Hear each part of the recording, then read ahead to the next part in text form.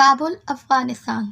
لوگوں کی نظروں میں آرمی کانٹریکٹرز یا فوجی ٹھیکیدار کی تشریح بڑی عجیب کی جاتی ہے۔ یہ سمجھا جاتا ہے کہ یہ دراصل کرائے کے بندوق بردار ملازم ہیں جن سے کام لیا جاتا ہے، لیکن یہ غلط فہمی ہے۔ میں اس کے بارے میں جتنا جانتا ہوں وہ عام پائے جانے والے تاثر سے بالکل مختلف ہے۔ ملٹری کانٹریکٹرز یہ سمجھتے ہیں کہ یہ ان کے فوجی کیریئر سے آگے کی ایسی ذمہ داری ہے جسے وہ ملک کے لیے انجام دے رہے ہیں۔ اس لیے امریکہ کی جن ملٹری کانٹریکٹر کمپنیوں سے اس ضمن میں معاہدہ کرتا ہے وہ امریکہ کے بہترین مفاد کے لیے کام کرنے والی کمپنیوں میں سے ایک ہوتی ہیں۔ اس لیے میں نے ایک فوجی ٹھیکیدار کے طور پر اپنا کیریئر شروع کیا اور اس طرح اپنے ملک کی حفاظت کی کوشش کی۔ اس کا مقصد دہشت گردی کے خطرے کے پیش نظر اپنے ملک، شہریوں کی حفاظت اور امریکی آئین کی حمایت، دفاع اور پاسداری تھا۔ امریکی فوج کے نجی ٹھیکیداروں کا استعمال بڑا ہی پرانا ہے۔ جارج واشنگٹن نے اپنی فوج کے لیے امریکی انقلاب کے راستے پر رواں قوم کے شہریوں کو ٹرینیں چلانے، عارضی رہائش گاہوں کی تعمیر، کھانے پکانے کا کام سونپا۔ سویلین کو ہائر کرنے کے اس طرح کے انتظامات جنگ کے دنوں میں اگرچہ کثرت سے کیے جاتے ہیں، لیکن اب بدلتے حالات کے پیش نظر اس کی ضرورت ہر وقت رہتی ہے۔ ویتنام کی جنگ کے دوران امریکہ نے اپنے بزنس مینوں کی ایک امپائر کھڑی کی، اسے ویتنام بلڈرز کا نام دیا اور اسے $380 بلین کا کانٹریکٹ دیا۔ اس کنورشیم کو جنوبی ویتنام میں ایئرپورٹ، روڈز اور ہسپتال بنانے کا ٹھیکہ دیا گیا۔ ویتنام بلڈرز کی مشہور اور بڑی کمپنی براؤن اینڈ روڈ نے 1937 میں ایک معاہدے کے تحت مارشل فورٹ ڈیم کی تعمیر کا آغاز کیا۔ بعد میں اس ڈیم کا نام تبدیل کر دیا گیا اور نیا ڈیم مینسفیلڈ ڈیم رکھ دیا گیا۔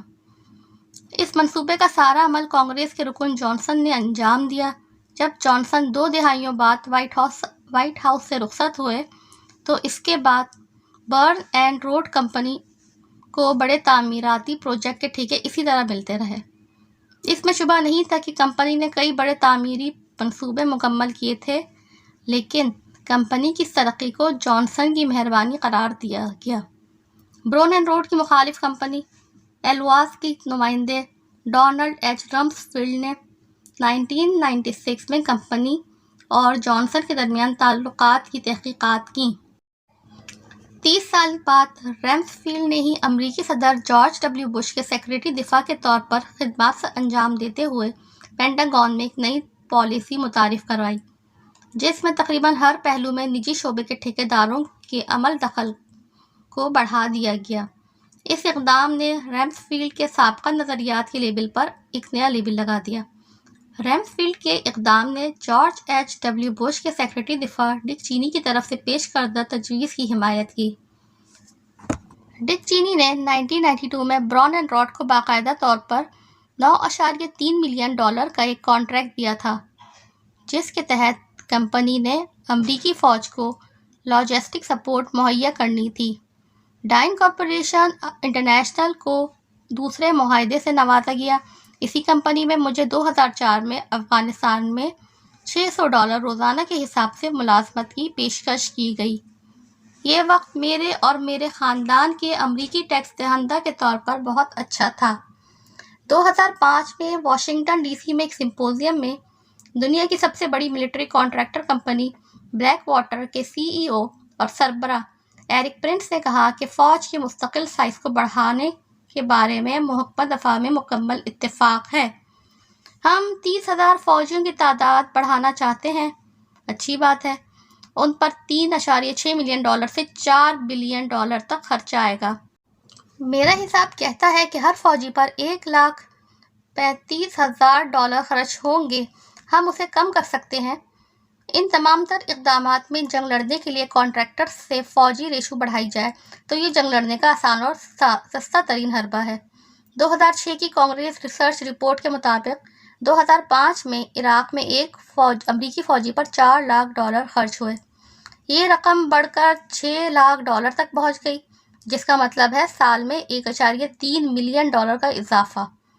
امریکہ 2 محاذوں پر جنگ میں شدت لانے کا خواہاں تھا، ایک عراق اور دوسرا افغانستان۔ اب سوچا جائے کہ $2 لاکھ میں اگر ملٹری کانٹریکٹر اس ضرورت کو پورا کرتے تو کیا مذائقہ ہے۔ یہ کانٹریکٹرز بھی امریکی فوج ہی کے تھے، اس لیے کوئی مسئلہ نہیں تھا۔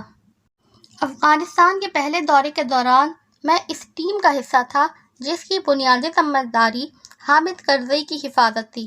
حامد کرزئی اپنے ملک کے پہلے جمہوری طور پر منتخب ہونے والے صدر بننے کی کوشش کر رہے تھے۔ وہ روانی سے انگلش بولتے اور اس کے علاوہ 4 دیگر زبانیں بھی جانتے تھے۔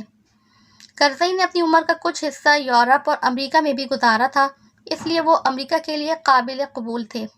کرزئی 5 ستمبر 2002 کو اپنے آبائی شہر قندھار میں اپنے چھوٹے بھائی کی شادی میں آئے۔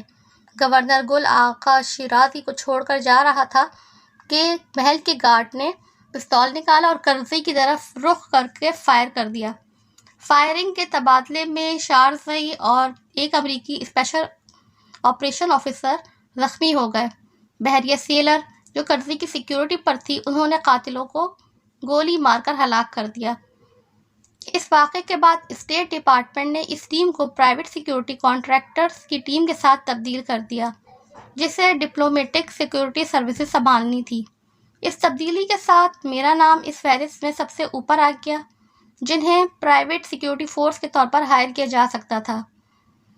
میں جلد ہی اس معاہدے پر دستخط کرنے کے بعد کابل سے اڑ گیا اور اپنی نئی ٹیم میں شمولیت اختیار کر لی۔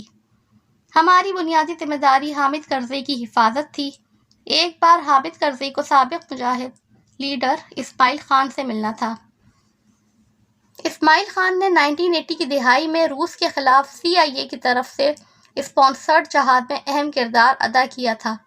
اسماعیل خان نے صوبہ ہرات کے گورنر کے طور پر اس علاقے پر ایسے حکمرانی کی جیسے اس کی اپنی ذات کی سلطنت تھی۔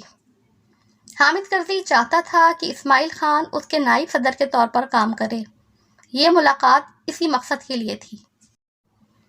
اسماعیل خان نے اصرار کیا کہ ان کی ملاقات پہاڑوں میں گھرے اس کے کمپاؤنڈ میں ہو۔ جب ہم اپنی گاڑیوں کے ساتھ اسماعیل خان کی رہائش گاہ کے شہر میں پہنچے تو AK-47 رائفلوں نے ہمیں سلامی دی، جس سے ہم محتاط ہو گئے۔ اسماعیل خان کے لوگ اس عمارت کی چھت پہ کھڑے ہو گئے۔ ان کے ہتھیاروں کا رخ ہماری طرف تھا، ہم بھی مسلح تھے، لیکن اسماعیل خان کے گارڈز کو نفسیاتی فائدہ حاصل تھا۔ ایک DSS ایجنٹ اس دن آفیسر انچارج تھے، وہ بہت پریشان ہوئے اور انہوں نے فائرنگ کا حکم دے دیا۔ کشیدگی کو ختم کرنے کے لیے کوششیں ہوئیں، لیکن افغان نعرے لگاتے ہوئے ہمیں مشتعل کر رہے تھے۔